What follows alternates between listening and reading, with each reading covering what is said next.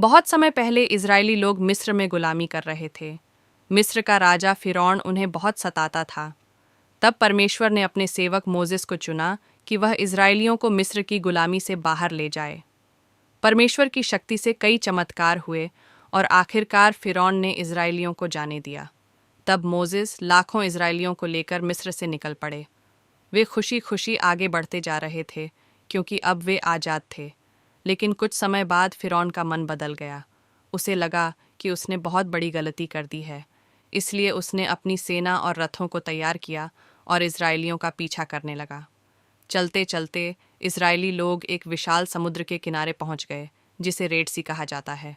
अब उनके सामने गहरा समुद्र था और पीछे फिरौन की बड़ी सेना आ रही थी। लोग बहुत डर गए और घबराकर मोसेस से कहने लगे, अब हम क्या करेंगे? हमारे पास तो कोई रास्ता ही नहीं है। तब मोसेस ने विश्वास के साथ लोगों से कहा, डरो मत, स्थिर रहो और देखो कि आज परमेश्वर तुम्हें कैसे बचाते हैं। फिर परमेश्वर ने मोसेस से कहा कि वह अपनी लाठी समुद्र की ओर बढ़ाए। जैसे ही उन्होंने अपनी लाठी उठाई, परमेश्वर की शक्ति से तेज हवा चलने लगी और रेड सी का पानी दो भागों में बंट गया।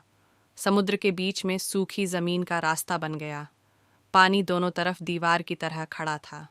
यह दृश्य देखकर सभी लोग आश्चर्य में पड़ गए।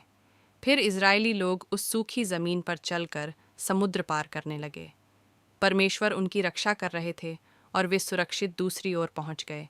लेकिन फिरौन की सेना भी उसी रास्ते से उनका पीछा करने लगी। जैसे ही वे समुद्र के बीच पहुंचे, परमेश्वर ने समुद्र को फिर से पहले जैसा कर दिया। पानी वापस आ गया और फिरौन की पूरी सेना समुद्र में डूब गई। इस तरह परमेश्वर ने अपने लोगों को बचाया और उन्हें दिखाया कि उनकी शक्ति सबसे बड़ी है। उस दिन इजरायलियों ने परमेश्वर की स्तुति की और उनका धन्यवाद किया क्योंकि उन्होंने असंभव को संभव कर दिया। सीख: जब हमें लगता है कि हमारे सामने कोई रास्ता नहीं है, तब भी परमेश्वर हमारे लिए रास्ता बना सकते हैं। हमें बस उन पर विश्वास रखना चाहिए।